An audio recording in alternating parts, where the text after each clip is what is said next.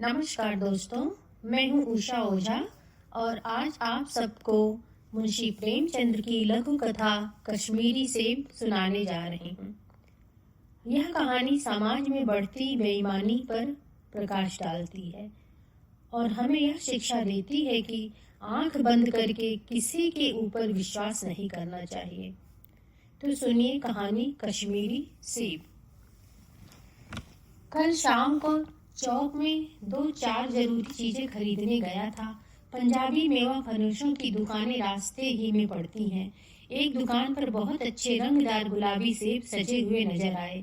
जी ललचा उठा। आजकल शिक्षित समाज में विटामिन और प्रोटीन के शब्दों में विचार करने की प्रवृत्ति हो गई है। टमाटो को पहले कोई सेहत में भी न पूछता था, अब टमाटो भोजन का आवश्यक अंग बन गया है। गाजर भी पहले गरीबों के पेट भरने की चीज थी। अमीर लोग तो उसका हलवा ही खाते थे, मगर अब पता चला कि गाजर में भी बहुत विटामिन है, इसलिए गाजर को भी मेजों पर स्थान मिलने लगा है। और सेब के विषय में तो यह कहा जाने लगा है कि एक सेब रोज खाइए तो आपको डॉक्टरों की जरूरत न रहेगी। डॉक्टर से बचने के लिए हम निमकौड़ी तक खाने को तैयार हो सकते हैं। सेब तो रस और स्वाद में अगर आम से बढ़कर नहीं है तो घट कर के भी नहीं है। हाँ, बनारस के लंगड़े और लखनऊ के दशहरी और बम्बई के अल्फांसों की बात दूसरी है।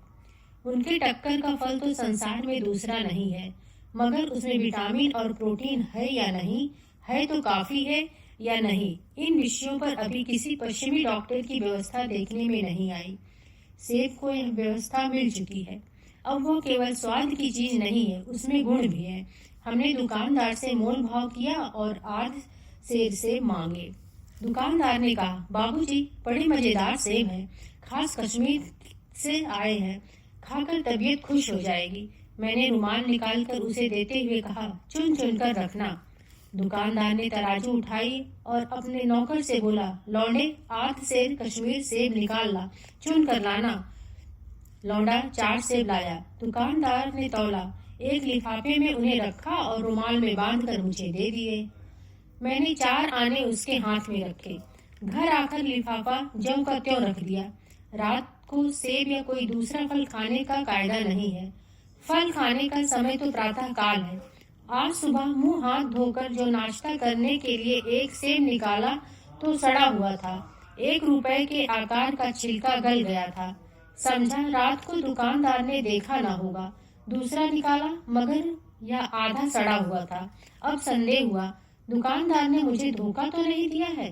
तीसरा सेब निकाला, यह सड़ा तो ना था, मगर एक तरफ दबकर बिल्कुल पिचक गया।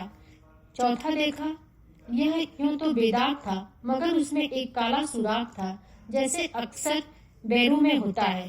काटा तो भीतर वैसे ही धब्बे जैसे किड़हे बेर में होते हैं। एक सेब भी खाने लायक नहीं। 4 आने पैसे का इतना गम न हुआ जितना समाज के इस चारित्रिक पतन का। दुकानदार ने जानबूझकर मेरे साथ धोखेबाजी की है। एक सेब सड़ा हुआ होता तो मैं उसको क्षमा के योग्य समझता, सोचता उसकी निगाह न पड़ी होगी, मगर 4 के चारों खराब निकल जाए, यह तो साफ धोखा है। मगर इस धोखे में मेरा भी सहयोग था। मेरा उसके हाथ में रुमाल रख देना मानो उसे धोखा देने की प्रेरणा थी। उसने भाप लिया कि महाशय अपनी आंखों से काम लेने वाले जीव नहीं है और न इतने चौकस है कि घर से लौटाने आएंगे। आदमी बेईमानी तभी करता है जब उसे अवसर मिलता है। बेईमानी का अवसर देना, चाहे वो अपने ढीलेपन से हो या सहज विश्वास से, बेईमानी में सहयोग देना है। पढ़े लिखे बाबुओं और कर्मचारियों पर तो अब कोई विश्वास नहीं करता। किसी थाने या कचहरी या म्यूनिसिपैलिटी में चले जाइए, आपकी ऐसी दुर्गति होगी कि आप बड़ी से बड़ी हानि उठाकर भी उधर न जाएंगे। व्यापारियों की साख अभी तक बनी हुई थी। यूं तौल में चाहे छटांग कस ले, लेकिन आप उन्हें 5 की जगह भूल से 10 के नोट दे आते थे और आपको घबराने की कोई जरूरत न थी। आपके रुपए सुरक्षित थे। मुझे याद है, एक बार मैंने मुहर्रम के मेले में एक खोंचे वाले से 1 पैसे की रेवड़ियां ली थी और पैसे की जगह अठन्नी दे आया था। घर आकर जब अपनी भूल मालूम हुई तो खोंचे वाले के पास दौड़े गए। आशा नहीं थी कि वो अठन्नी लौटाएगा, लेकिन उसने प्रसन्नचित्त से अठन्नी लौटा दी और उल्टे मुझसे क्षमा मांगी। और यहाँ कश्मीरी सेब के नाम से सड़े हुए सेब बेचे जाते हैं।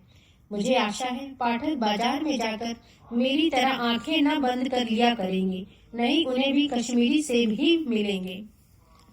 तो दोस्तों, ये रही कहानी कश्मीरी सेब। तो आपको यह कहानी कैसे लगी कमेंट बॉक्स में जरूर लिखिएगा और साथ में लाइक और सब्सक्राइब करना मत भूलिएगा। धन्यवाद।